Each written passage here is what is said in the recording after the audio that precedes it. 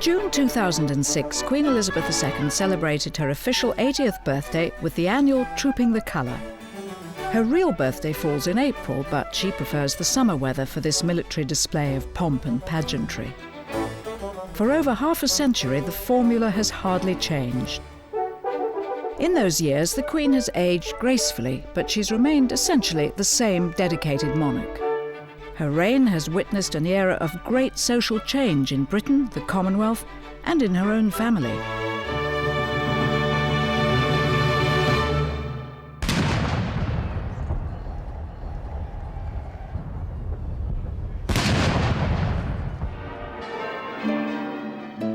St. Paul's Cathedral was the setting for a service of thanksgiving to mark her official birthday.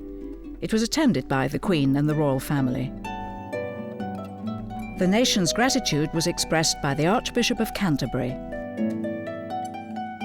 Birthdays are among the most vivid reminders we can have of our common humanity and our common call to journey through time with each other. So today, Your Majesty, we give thanks with you simply for the gifts of life and experience.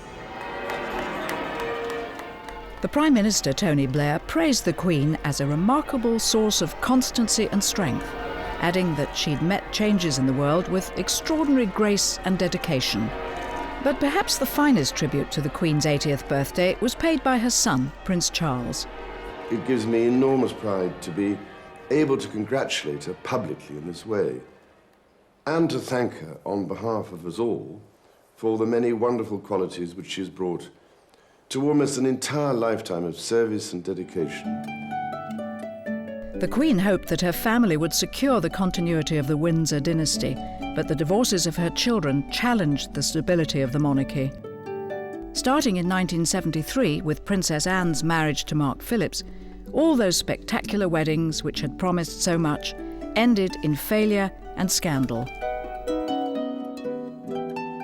No one foresaw the problems that the introduction of Lady Diana Spencer in 1981 and Sarah Ferguson 5 years later would bring to the royal family.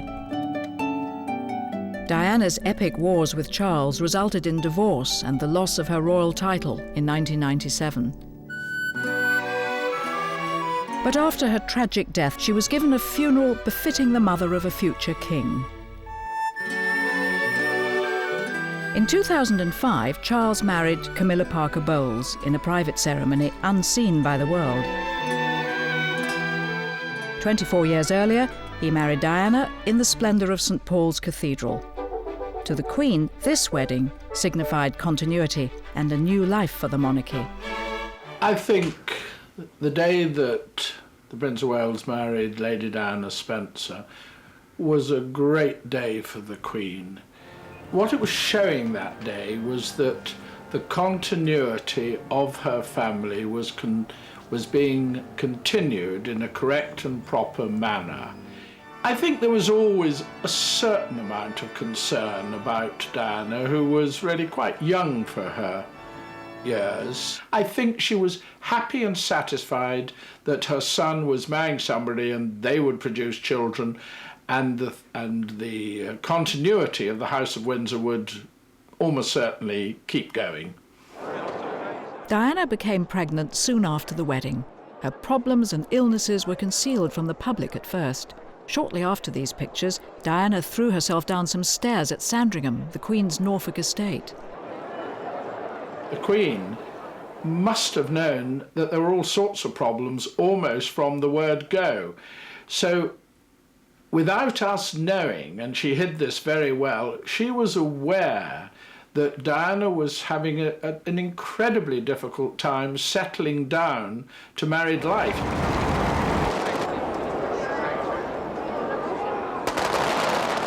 Despite her love of formal and ceremonial events, the Queen is a woman of genuine emotion, often kept hidden from the public.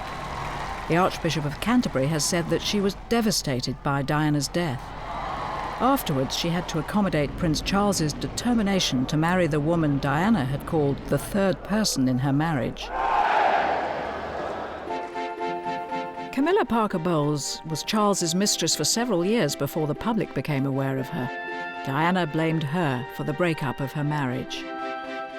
A campaign to gain public acceptance for Camilla began with a staged appearance outside the London Ritz Hotel in 1999. The press eagerly followed each stage of the public relations exercise. A series of high-profile events for Charles's main charity, the Prince's Trust, propelled Camilla ever more into the public arena.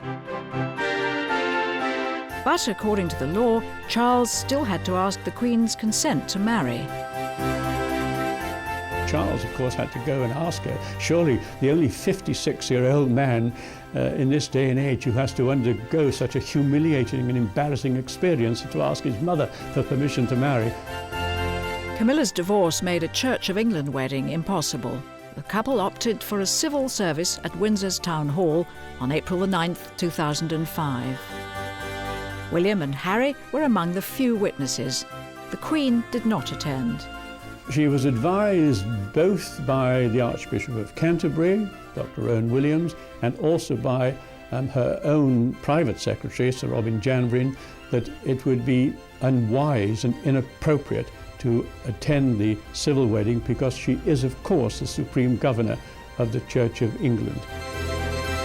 A church blessing was held at St George's Chapel in Windsor Castle. Against expectations, Camilla had become a member of the royal family, but the Queen was still concerned about her impact on the monarchy. I think what the Queen felt at the beginning was that the people wouldn't accept Camilla because of Camilla being the other woman in the marriage when Charles was in love, supposed to be in love with Diana. And the Queen was worried that her people, her subjects, wouldn't accept Camilla. What she does feel is that Camilla has been a wonderful influence on Prince Charles. And she truly loves Prince Charles, and so the Queen warms to Camilla by the day. Since her marriage, Camilla's immaculate grooming and stylish wardrobe have played their part in gaining public acceptance. Now known as Her Royal Highness the Duchess of Cornwall, she's tactfully avoided using the title Princess of Wales, which is irrevocably associated with Diana. We're told she'll be the Princess Consort when Charles is king. Queen has now come to the conclusion Camilla is winning over the people in a way that a year ago looked impossible, frankly, and that the monarchy therefore is in much safer hands than perhaps it was. She knows that there is strong opposition still to Camilla. That's why we go through the idea that Camilla will never be queen.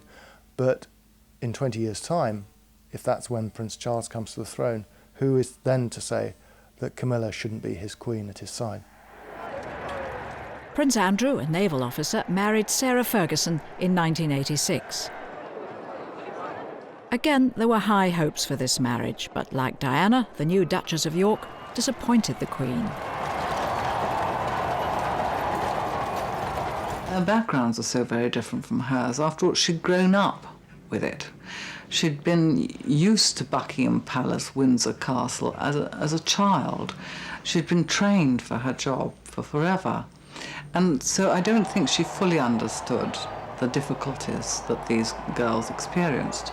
And I think when it came to the Duchess of York, particularly so, because for the Queen, her own naval days as a naval wife had been absolute joy to her.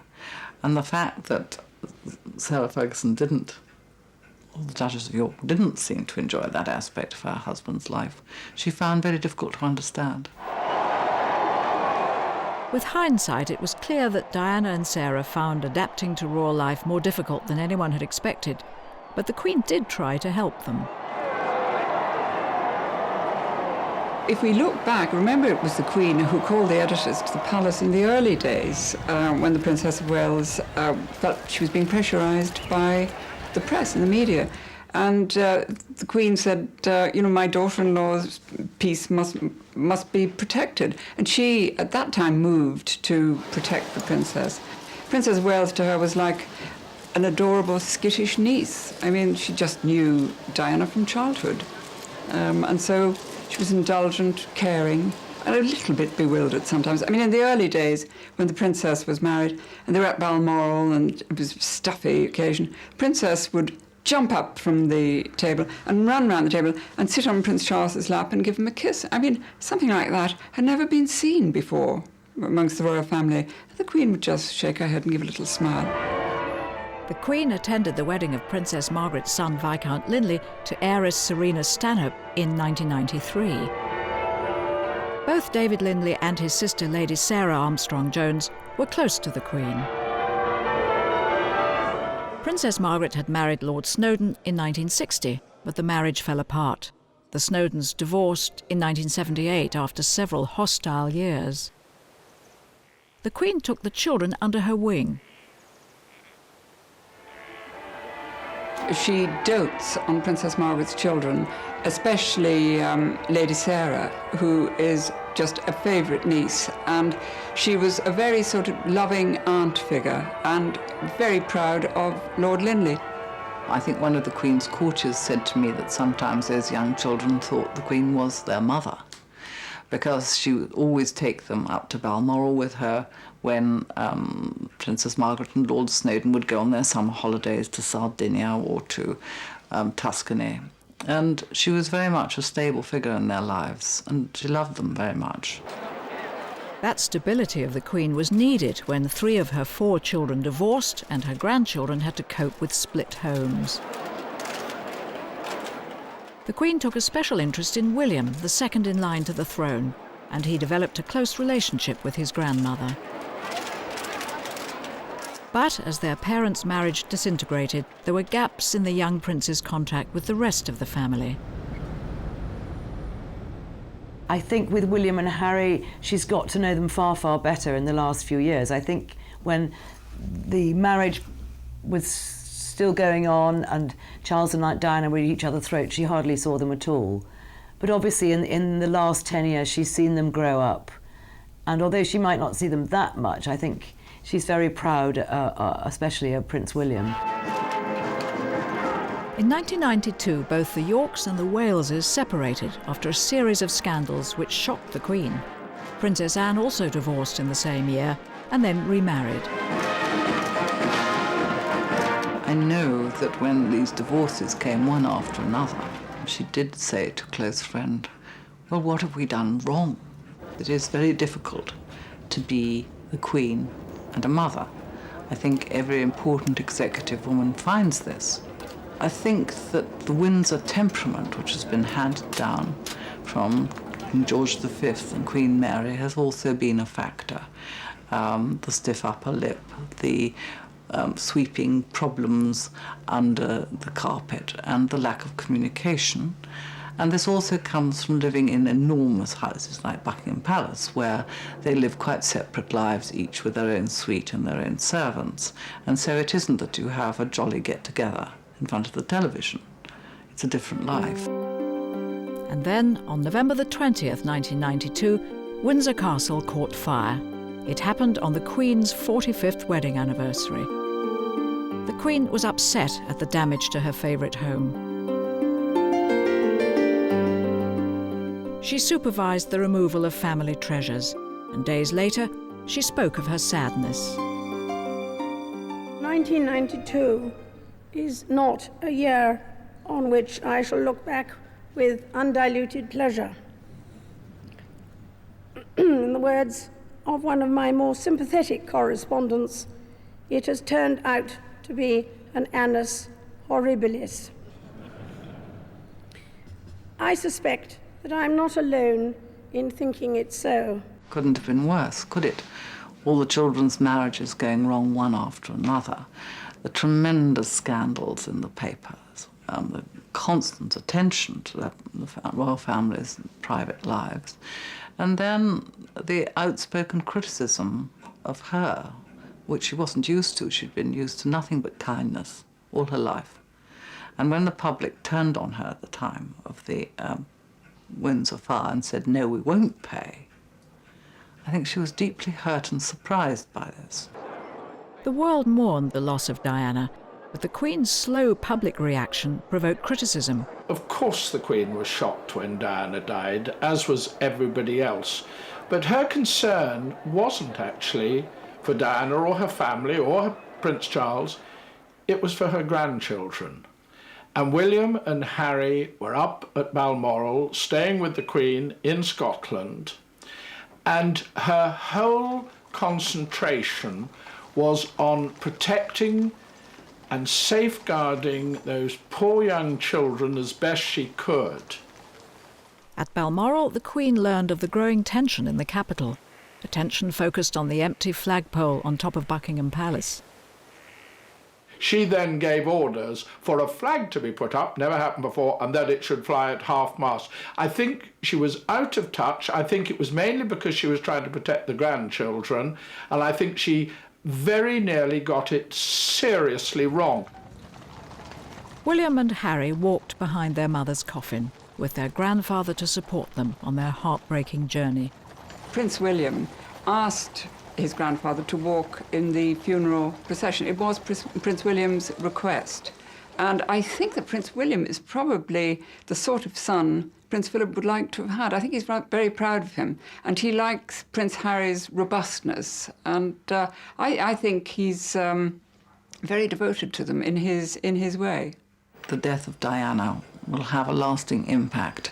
I think it probably will be looked at in the history books as the time when the monarchy radically changed its attitude to its past and its future.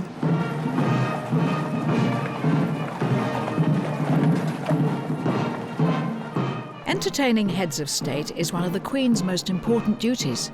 This ceremonial hospitality builds bridges between countries and cements international friendships.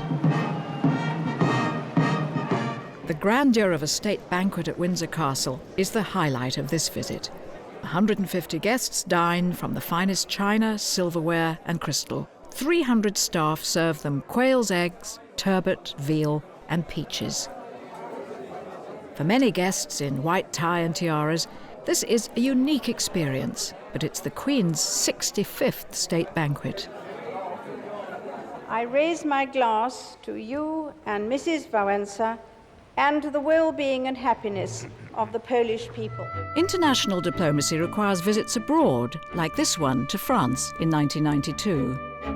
Since her coronation, the Queen's travelled over 1 million miles, made over 250 foreign visits to 128 countries, and still plans more.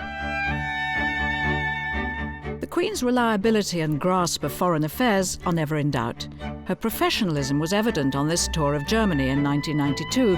It was her first visit there since the fall of communism and the unification of West and East Germany. She came to support the newly united republic and to strengthen ties between Germany and Britain, which had been disrupted by 2 world wars. Her speech put aside old enmity. Like all close friends, we do not always see eye to eye. But as friends should, we try not to let the sun go down on our quarrels. Visiting the United States reinforces the special relationship it's enjoyed with Britain since before World War II. In 1991, the Queen was welcomed by President George Bush Sr. There is a symbolism in the events of such a visit that defies analysis, but which has a way of reaching the hearts of people far and wide. A visit to Australia is different. She's head of state there, and she's made 15 visits since becoming Queen. She went in 1992, after a gap of 12 years, to a country where republicanism was a growing movement, but her personal popularity ensured that she's still Queen there today. During the trip, she unveiled one of the many portraits of her reign. This one captures the reserved character of the woman behind the crown. The Queen isn't, by nature, an emotional person.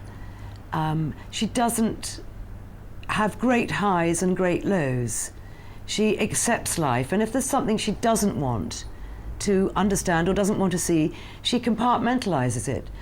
So she avoids emotional confrontation. She avoids moral confrontation altogether. The elder daughter of the Duke and Duchess of York, Elizabeth had a golden childhood. With her sister Margaret, her life was carefree until her parents became King and Queen in 1936, when she was 10. They became the family firm, or We Four, as her father King George VI called them. Now heiress presumptive, Elizabeth was influenced by her formidable grandmother, Queen Mary. She didn't inherit her own mother's warmth and spontaneity. And the person she admires almost most, apart from Queen Victoria, is her grandmother, Queen Mary. And you can see a great resemblance between the two. You know, that shyness, that formality, that slight distance from the public. At 21, she became engaged to Prince Philip of Greece, despite the reservations of her father. There were some family tensions, mainly because the king, King George VI, the Queen's father, of course, Princess Elizabeth's father, didn't feel that Philip Mountbatten at that time was a suitable prospective husband. He just didn't feel so. He didn't come out of the top drawer of European royalty. The Greek royal family were fairly low down in the league table of European royalty. He didn't have a great title. He didn't have a vast fortune or estates to bring into the marriage. And also he felt at 21 was a bit young. He thought she should have waited 4 or 5 years, but she showed that she had some steel in her. And indeed, she persuaded her mother, and her mother supported her. And of course, the late Queen Elizabeth, the Queen Mother, had a huge influence over her husband, and that's what happened. In 1947, during a family tour of South Africa, Elizabeth made her 21st birthday speech. I declare before you all that my whole life, whether it be long or short, shall be devoted to your service and to the service of our great imperial family, to which we all belong. But I shall not have strength to carry out this resolution alone, unless you join in it with me, as I now invite you to do. I know that your support will be unfailingly given. God help me to make good my vow, and God bless all of you who are willing to share in it.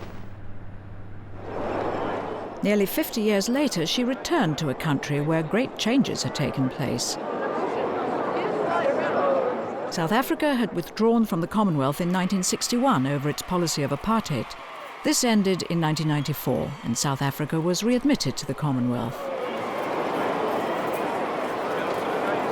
On this visit in 1995, the Queen met a statesman who's become a personal friend, President Nelson Mandela. In 1996, Mandela came to London to visit the woman he calls my friend Elizabeth. The Queen isn't racially prejudiced at all. She's colourblind, if you like.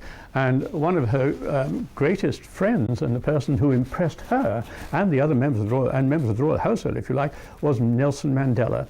And when she met Mandela, she was tremendously impressed with his sincerity and with his integrity and with his compassion. And I think the fact that he felt all this endeared him to the Queen, and indeed they are still very much in touch. They correspond with each other, if not regularly, but certainly quite frequently.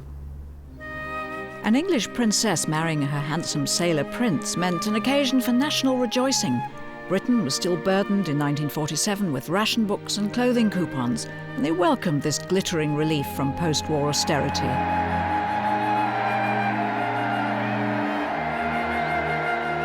Heiress to the kingdom since the age of 10, Elizabeth was the nation's sweetheart. Her wedding brought romance and promise to a country still adjusting to life after a world war.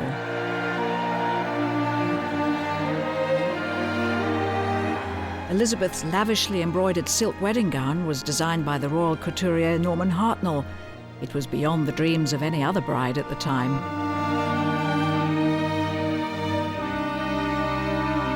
Although the king found the parting from his daughter painful, it was a day of family pride, shared by his subjects. It was a very, very depressing time, and Churchill described the wedding as a bright ray of colour on the hard grey road we have to travel. Despite the November weather, the happy couple travelled in an open carriage to Waterloo Station for the journey to their honeymoon. They were accompanied by the bride's favourite corgi, Susan. Elizabeth had married the man she'd loved, unknown to the public, since her early teens.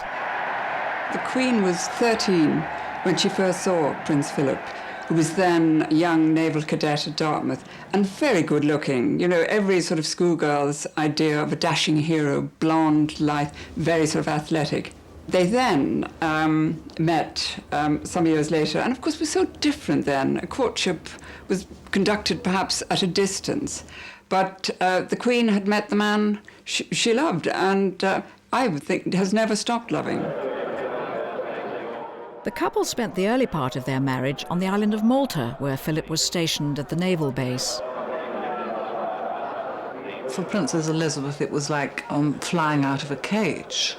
After all, she'd been brought up during the war at Windsor Castle, very much isolated. And there in Malta, she just lived the life of any naval wife, going to dances, going to parties, going to beach parties, just living a totally normal life. And it was perhaps the happiest period of her life. The birth of a son, Charles, a year after the wedding, brought further happiness and secured the Windsor dynasty for another generation. Letters sent by the doting mother showed maternal warmth and parental pride. Baby Charles brought great joy to both his young parents.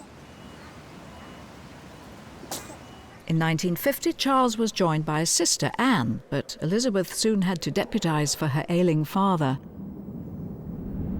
She was on a state visit, going to visit Australia and New Zealand, when she stopped off in Kenya, and it was there that she heard that her father died. Her coronation on June the 2nd, 1953, was an occasion of great pageantry and splendour. Charles, aged 4, and Anne, 2, watched as their parents left the palace in the gold coach. Afterwards, they joined their newly crowned mother and watched the cheering crowds from the palace balcony. On that historic day, the world heralded a new Elizabethan age.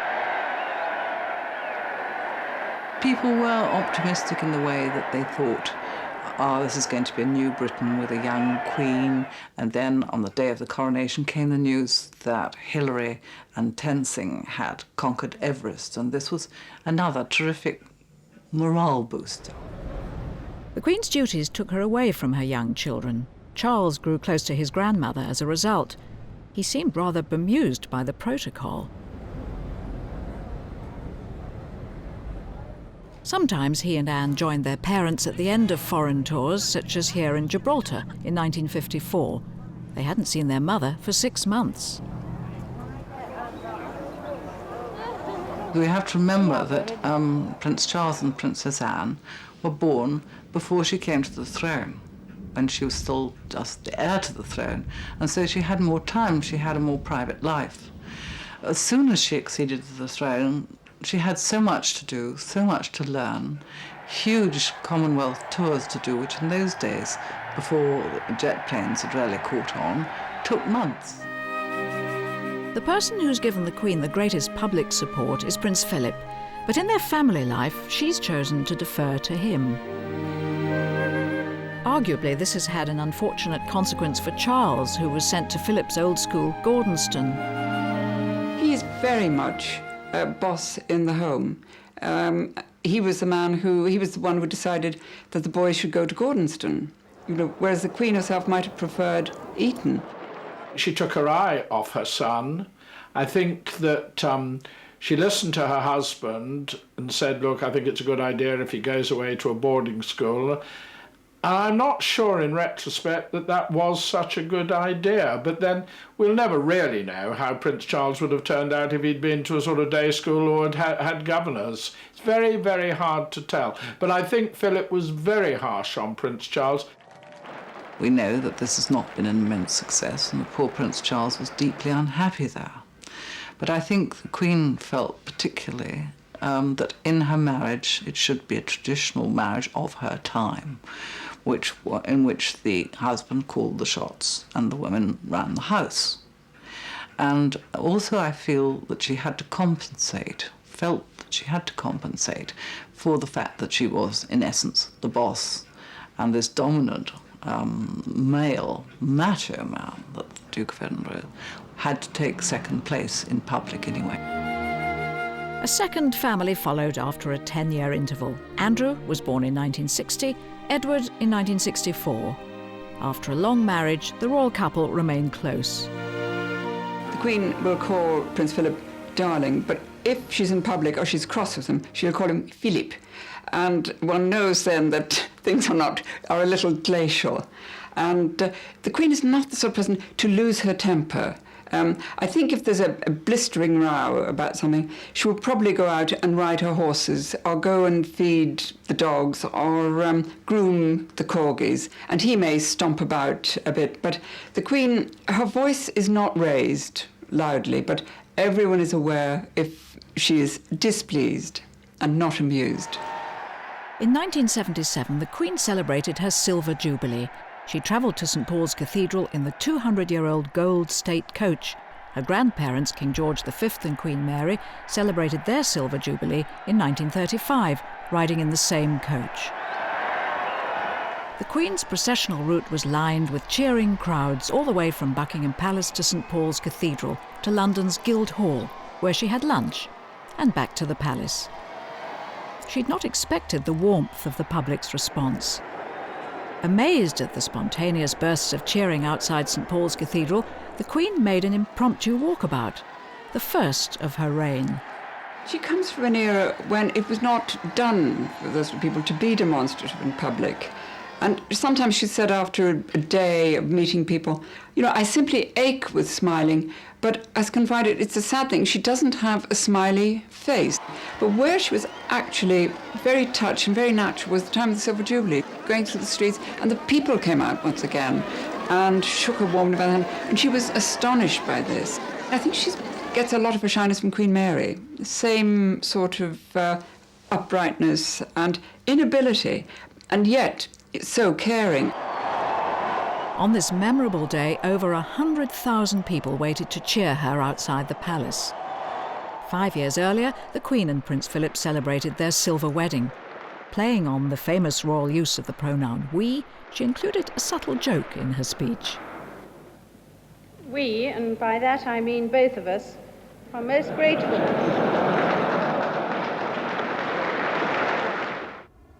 A 21-gun salute marked Prince Philip's 70th birthday in 1991. 5 years older than the Queen, Philip's retained his energy and his enthusiasm for the monarchy. He's Prince Consort in everything but name. The royal couple have weathered many storms and clearly still enjoy each other's company. At Balmoral, their home in Scotland, they can relax with their family and their favourite pets. This is the granddaughter of Susan, the corgi the Queen took with her on her honeymoon. And this is the breed most associated with her. She likes to feed them herself. The Queen is in the palace. She does give them afternoon tea herself. I mean, she chops up their food and their biscuits and puts it down in little silver salvers. And some of them are quite snappy and are not averse to biting an ankle. And I sometimes think that gives her a very secret chuckle. After lunch at Windsor, and this is quite disconcerting for guests, the Queen will spray dog biscuits around under the table. The footman appears with a salver, and on one occasion the salver of dog biscuits was presented to the Queen, and a nervous bishop who was sitting beside her actually took one and ate it.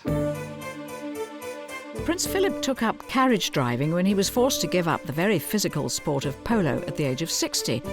For a horseman of long experience, carriage driving offered a way of prolonging his participation in equestrian events. He also enjoys the company of others who are equally keen on this test of skill and control. And just as he supports the Queen in her official role, she likes to show her encouragement for her husband's unusual hobby. She always makes time to watch him when he competes at carriage driving trials. Horses can be disturbed by noisy and intrusive spectators, which puts the drivers at risk. Sometimes she lets her feelings be known, shooing off unwelcome attention. Few dare argue with the Queen. She's a renowned horsewoman herself with legendary control. She rides frequently at Windsor, sometimes with Prince Edward, the only one of her children who's not been divorced. She's notably relaxed with her youngest son, and riding gives them the chance to talk away from the pressures of palace life. The Queen's passionate about racing. She owns Ascot Racecourse near Windsor and attends Royal Ascot there each June. The parade of open carriages before the start of the races was as much part of the attraction in the 1960s as it was in more recent times. But the Duchess of York, Princesses Anne and Margaret, and of course the Princess of Wales, didn't share the Queen's boundless enthusiasm for watching her horses. You can see the sort of absolute girlish glee with which she treats them. A win, she'll run down, to get a better view, and, her face lights up as you never see it light up on public occasions. She shared her love of horses with her racing manager, Lord Carnarvon. They'd been friends since their teens, and his death from a heart attack on 9/11, the day of the terrorist attacks in America, was a bitter blow.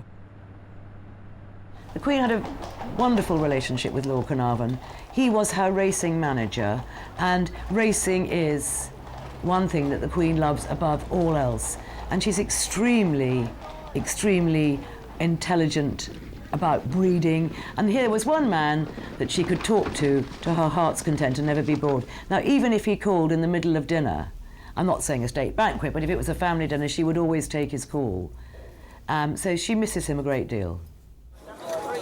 The Queen owns racehorses and brood mares worth over £3.5 million. When President Reagan visited Windsor in 1982, they went riding together. The Queen was keen to show off her horses to the one-time Hollywood actor and owner of a Californian ranch. He happily posed for the cameras before being led back by the Queen into the fabled splendour of Windsor Castle. Professional rich list compilers have cautiously estimated the Queen's personal fortune at £300 million. It's terribly hard to work out just how rich the Queen is. It's very hard to separate the goods, chattels, which are very valuable ones, that she is custodian of for her life.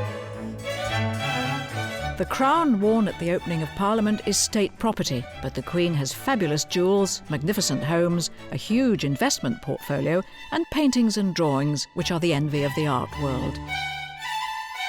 Her art collection is just astonishing. There are so many Van Dycks around, there are Michelangelos. I mean, absolutely endless goodies, but I'm not sure that she could classify them as being hers. Windsor Castle is her favourite home, but officially it too belongs to the state.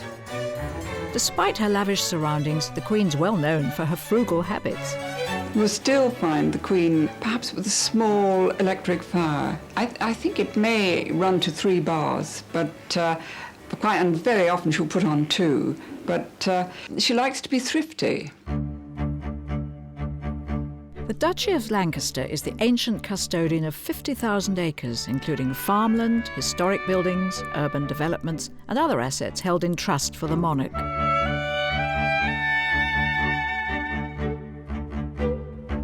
The Duchy pays an annual private income to the Queen of around £8 million. This is separate from the civil list awarded by Parliament to cover her official expenses as head of state and head of the Commonwealth.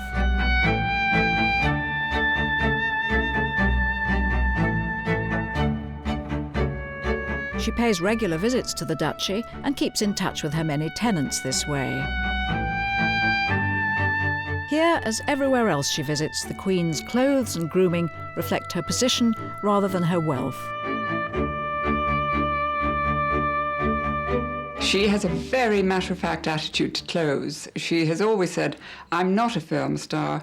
The clothes, are just essential to the job. And she has very strict rules. She will say to designers who will draw up some beautiful thing for a tour, and she'll say, hopeless for waving. I can't wave with sleeves like that. So they must always ensure that she can wave. Hats must always be off the face because the people must be able to see me. And lipstick is always a very strong red, and this is for the sake of the photographers, and so that she can be seen by people from a great distance. But she doesn't have a frivolous attitude to clothes, though she does like pretty, bright colours. She likes lemons, pinks, blues, purples, although she looks very good, actually, in dark colours. Her hair is immovable, probably, in whatever the weather conditions. And I once said to her hairdresser, what is the secret of the Queen's hair? Why does it never move in the wind? And he said, brute force and lacquer. The Queen has welcomed over 90 world leaders to Britain. Each is treated with equal courtesy, that of one head of state to another. And whatever government's in power, it's the Queen who acts as the nation's host. Her unique position above the changing political scenes in Britain and abroad enables her to provide a degree of diplomatic hospitality respected throughout the world.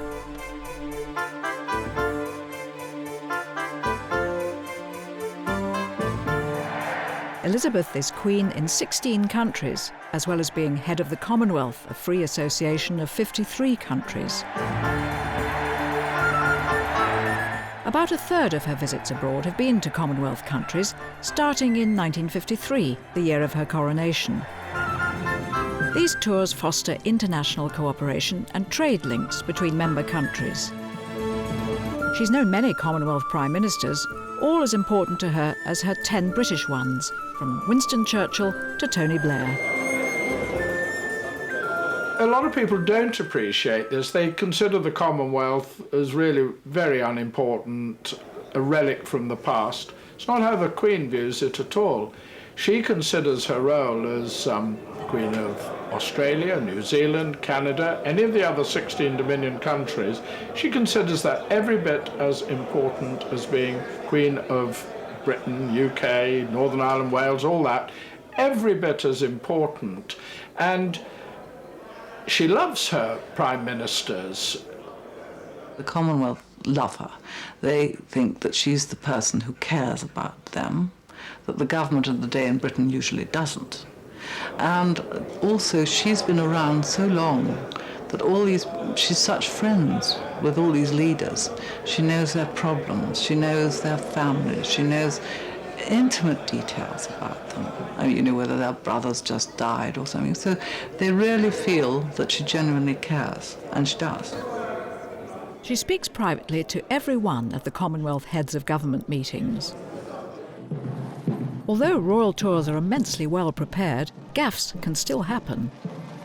When she made a speech at the White House in 1991, the stand was arranged for a taller figure than the Queen.